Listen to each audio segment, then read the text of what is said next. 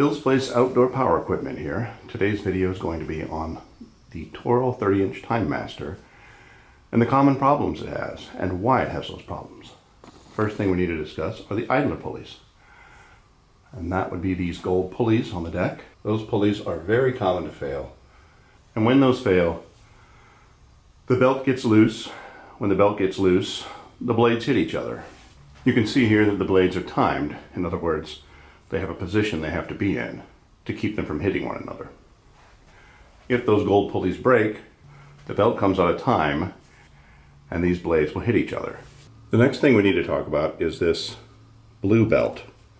That blue belt is the PTO belt, or the belt that drives this pulley that in turn drives the blades. That belt has a tendency to burn a lot due to the fact there isn't a lot of tension on that belt, and that's because of the compact design that this mower has. They just can't make that pulley big enough, and they can't make that tensioner grab hard enough.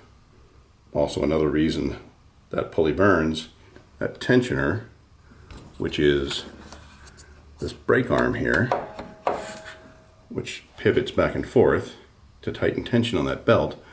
The pivot point, which is attached to this bolt, which goes through the frame of the mower and then through the idler arm. That idler arm gets worn out and becomes egg-shaped in the hole, which then allows that belt to get loose as well. The next thing are the wheels. The wheels used to wear off fairly quickly, but Toro has updated and upgraded the rubber on the wheels so they don't seem to go bald quite as fast as they used to. Another area here is this height of cut adjuster right here. These little teeth will actually wear off from this little hole in here. Will actually constantly pushing on that little tooth will eventually wear those down and wear that hole open in there to where your cut height is not correct. So that's a common area right there that fails. Underneath here we have some plastic bushings that attach to this axle on both sides, one on this side, one on that side. Those tend to break. That's usually abuse, people hitting things with the front end. Still underneath here we have the transmission. They do wear out with enough age. The internal clutches tend to slip, which in turn the wheels still pull, just not as good as they used to. We have the transmission belt underneath here. That doesn't usually have too many problems. I've never really seen too many problems with this bar down here. I have heard of people getting this nut to come off, won't come off, and they'll ruin the end of the axle.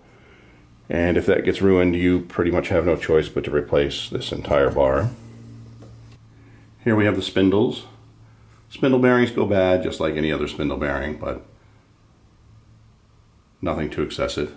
There's also a small bearing right here that supports the axle for the transmission shaft. I have seen those go bad, but they're very inexpensive. I have seen those go bad, but not very often. I've seen quite a few of these handles break right here where this clip goes in. If I had to guess, I would say that hole has a tiny crack in it from the factory that nobody notices, and eventually this handle will split straight across and break. That doesn't necessarily happen a lot. It does happen though, and if it happens, you have to replace the whole lower handle. The height of cut lever. Here's the height of cut lever. That pretty commonly breaks right across this bolt. Sure, you can see that bolt right there. Usually breaks right across there in a straight line. That's a pretty common issue to look for. I see that a lot on older machines. Don't really see too many problems with this adjustment lever, this blue handle here, which adjusts the handle position. Haven't seen too many problems with that. Cables, obviously, the cables do break. There's the blade brake cable. That one does break. It gets rusty just like every other cable. Now, when it comes to the engine, this is a Briggs & Stratton. This Briggs & Stratton engine has plenty of problems. The first problem that every one of them has, including this one, you'll see these bolts on the muffler, and I think every one that comes out of the box comes like this. These bolts on this muffler have a keeper that's supposed to be pushed over against the bolt head to keep the bolts from vibrating loose and backing out. As you can see, this one does not have them pushed over, and almost every single mower I take out of a box brand new is like this. So eventually that muffler will vibrate loose and come off. Of course, we'll fix that before we ever sell this. Another problem is head gaskets do tend to blow on these. They usually blow right back here, right about here on the head, and they shoot air right across there. They'll make a puffing noise when you pull the rope. That's a dead giveaway you've blown a head gasket. The recoil is very cheaply made. It's plastic, not very durable. Those do tend to break quite a bit. The next thing is this frame, where it attaches to the engine. These bolts, there are 3 bolts to hold this frame and engine together. Those bolts will eventually loosen up, back out. This engine will become loose. It's nice and tight right now, but this engine will become loose with time and vibrate, shake, make a knocking noise. Those bolts have to be replaced with either a little bit longer bolt, I believe it is a 1/4 inch longer, or you can put some red Loctite on it. They recommend red Loctite beyond those bolts from Toro now. On the engine, valve cover bolts, I have seen quite a few of those loose, especially brand new out of the box. They'll be leaking right underneath here. Not a big deal. Gas caps. This particular gas cap on this mower, you will find eventually it leaks. It does not leak because this O-ring is bad. It leaks because this opening has widened. It has gotten larger over time. This particular one right here, this cap does not fit very tightly, so this one probably will leak after a couple years. That is a common problem Briggs has with this particular gas tank. This fuel filter is a fuel filter you want to have on this mower. You do not want to have the larger paper filter. The problem is that Briggs & Stratton went to a new supplier, and when this tank gets down to half a tank, that larger filter they used to have will no longer flow fuel. You fill the tank back up, it'll fill the carburetor bowl until it gets to about half empty, and then it runs out of fuel. Let it sit 5 minutes, it'll eventually fill up. Or you can just replace that filter with a pancake filter like this. This pancake filter only has a screen inside of it, so you won't have the problem with it not flowing fuel. Key switches, they get knocked off a lot. I would not call that a problem other than a user error. Don't really see any problems back here. Even the rear flap, the springs, all that stuff seems to hold up fine. Discharge chute, they wear out, the springs break. Nothing special there. The common problems are going to be the blade engagement belt, the idler pulleys on the deck, the engine coming loose, the transmission failure. These problems are not as common as people make them sound. These are more of a use case scenario issue. The more you use it, the more you're going to have these problems. I've seen commercial cutters use these particular mowers for 60 cuts per week. And this mower was designed to cut maybe 30 times a year.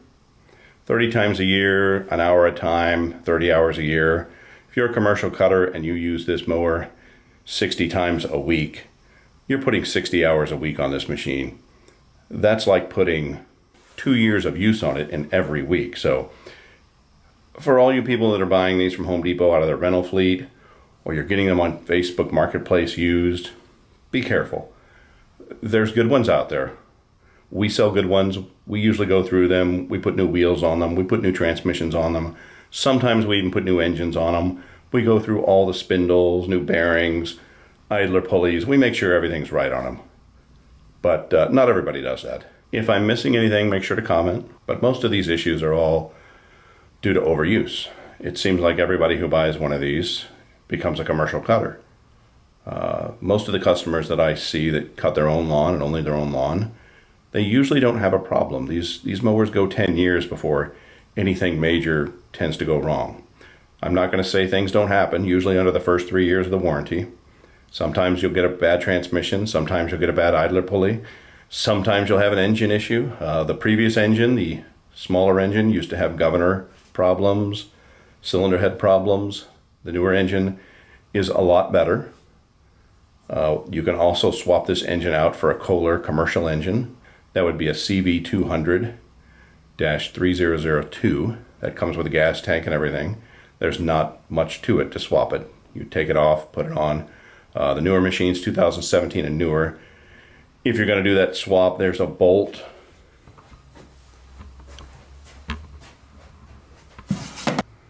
There's a bolt right there that gets in the way. You can either remove it or you can grind about half the head off. If you get that head thickness down to about 3 millimeters, the Kohler engine fits no problem. If you get that head thickness down to 3 millimeters, the Kohler engine fits no problem. You can also remove it. It's just there for assembly purposes when Toro builds these things at the factory. But you can put it back in if you just grind it off to 3 millimeters. There may be things I'm missing. If there is, just point that out in the comments. A lot of people give the Timemaster a bad rap. It's not really a bad mower. It's just very abused. A lot of people like to use it a lot. They like to cut way more grass than it's designed for. You have to keep in mind, this is a homeowner mower. This is not a commercial mower. This is not designed to cut more than once or twice a week. Can you do it? Yes, you can do it.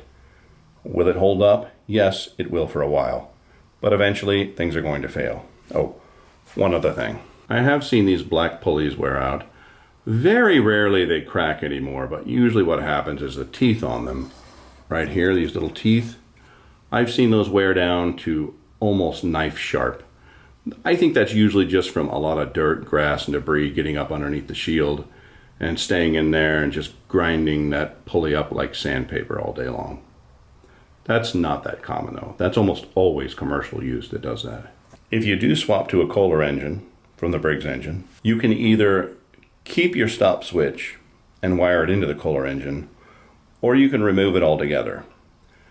As much as they get knocked off and broken, I would say remove it altogether. The Kohler engine has its own start-stop mechanism on the side, so you really don't need that start-stop switch anymore. It gets it out of your way. You can get closer to things and you won't knock it off on a fence or a post. This mower's been made for about 12 years now, and it's come a long way. We've had several iterations of transmissions, different types of rubbers on the wheels, cable upgrades, brake arm upgrades, engine upgrades. They've done a pretty good job of making it better along the way.